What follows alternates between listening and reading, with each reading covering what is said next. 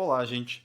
Estamos aqui para continuar o capítulo 3 do livro do John Gottman e da Nan Silver, que é O que faz o amor durar.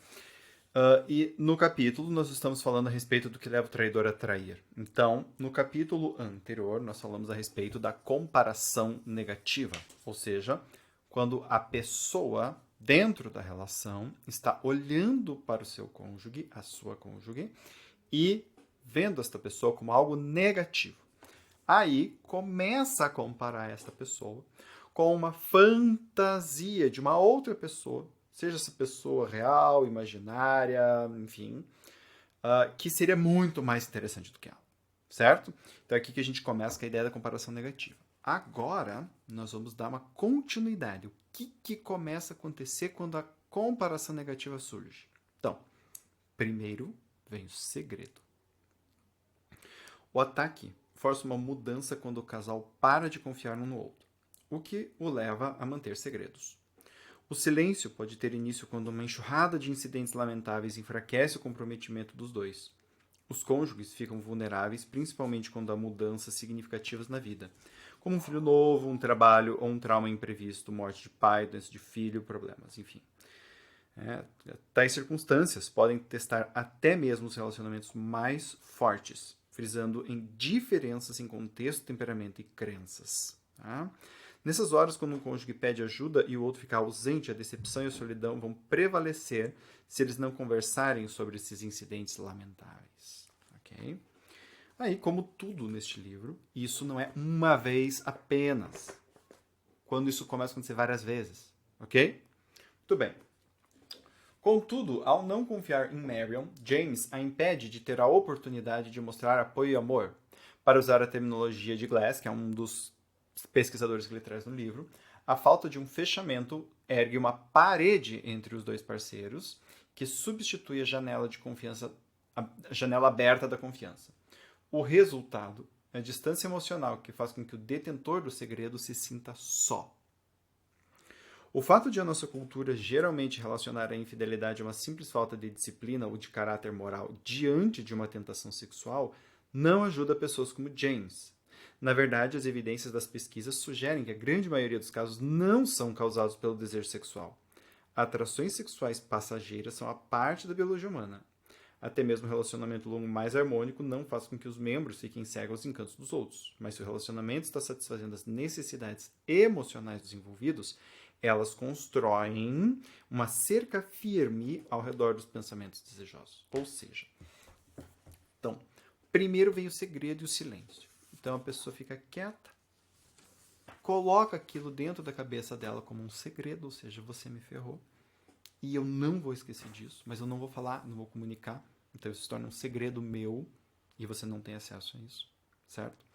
E este segredo, é muito importante porque ele fica dentro da pessoa alimentando as fantasias dela com a possibilidade de ter algo melhor, a possibilidade de ter uma outra pessoa, a possibilidade de ter uma nova relação, tá?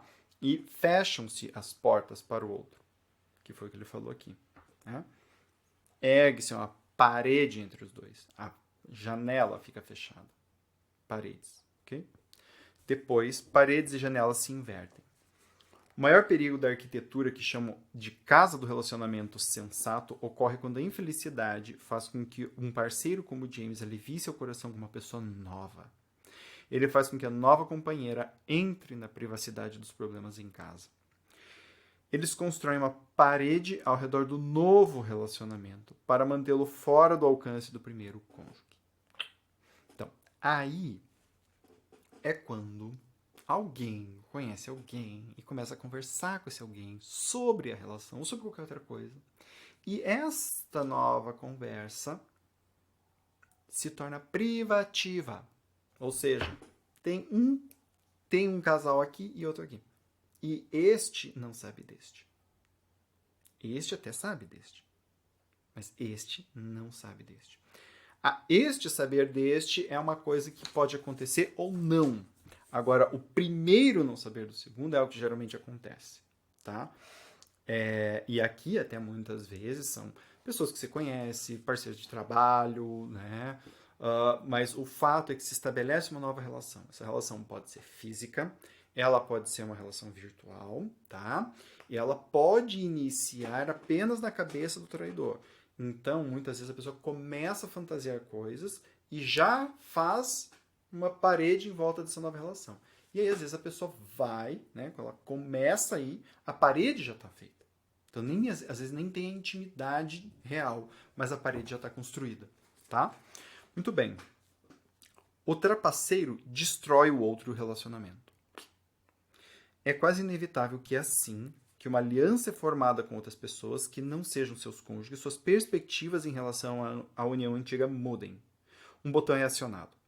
O exagero do sentimento negativo entra em ação e vocês reposicionam a história do relacionamento. Vocês se concentram nas qualidades negativas do outro e minimizam os traços positivos do outro.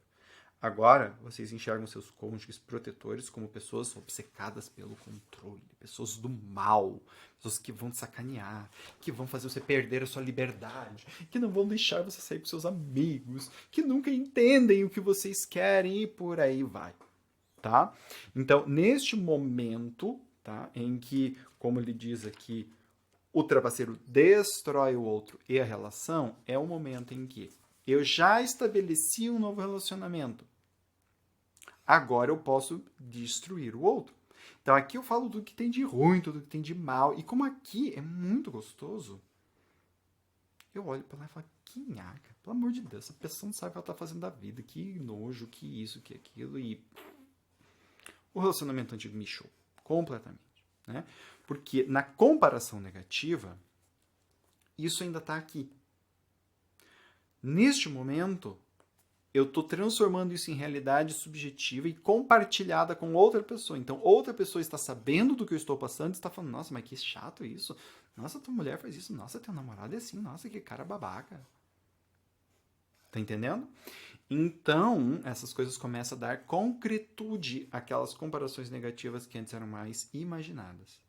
Então, o traidor acha que o outro não é confiável. Olha que legal. Quando as janelas e paredes se invertem, fazendo com que o lar adoeça, o relacionamento sofre uma irônica tragédia. O traidor em potencial começa a desconfiar do outro. Vocês podem achar que o oposto aconteceria, mas quando analiso as interações desses casais nas objetividades do laboratório, os resultados são claros. Manter um segredo cria distância. Quanto mais desconectado o futuro traidor se sente, menos ele ou ela acredita no outro, que é visto como cada vez menos confiável, apesar de ser o traidor o responsável pela ruptura. Olha que interessante. Né? Então, o que acontece? Como eu nutro aquela imagem negativa de você, né, quer me sacanear, você, aos meus olhos, se torna cada vez menos confiável. E aí eu tenho uma realidade compartilhada com outra pessoa que reforça isso. Você está vendo?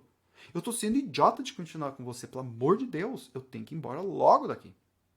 E a partir deste momento, você, para mim, você é o traidor. Né? O cônjuge em dúvidas abriga dois pensamentos contrários. O cônjuge inocente, porém infeliz, é visto como se fosse coisas para si, como se só fizesse coisas para si. O cônjuge em dúvida abriga dois pensamentos contrários. Ainda estou casado e estou me apaixonando por outra pessoa. Para resolver essa dissonância cognitiva, o cônjuge desleal geralmente decide que o outro deve levar a culpa porque ele ou ela se sente vulnerável e só. Não é culpa minha, não fiz nada de errado, fui forçado a fazer isso por puro desespero. E eu canso de escutar isso das pessoas que traem em consultório. Não é culpa minha. Né? Não fiz nada de errado. Qualquer um na minha situação teria feito o mesmo. Isso, quando ele fala de dissonância cognitiva, é porque esses dois pensamentos estão ao mesmo tempo. Ou seja, estou casado e estou me apaixonando por outra pessoa. Então a pessoa faz uma distorção cognitiva, que é o que? Este pensamento emocional. Eu estou me sentindo mal, então você é culpado. Eu faço uma projeção disso, a projeção da culpa em você, tá? Você é o culpado, porque eu estou me sentindo mal. Se eu estou me sentindo mal, é porque você está me fazendo algo de errado. Tá? Se eu estivesse me sentindo bem, você estaria fazendo algo certo. Mas como eu estou me sentindo mal, você está fazendo algo de errado. E aí, tornou o caldo. O limite é transpassado. O traidor agora está preparado para uma relação sexual com uma nova companhia. A traidora está preparada para uma nova relação sexual com um novo companheiro. O número de caminhos para esta primeira traição física provavelmente é tão grande quanto o número de casos extraconjugais que existem. Tá? Então, de novo, primeiro, comparações negativas. Então, segredos.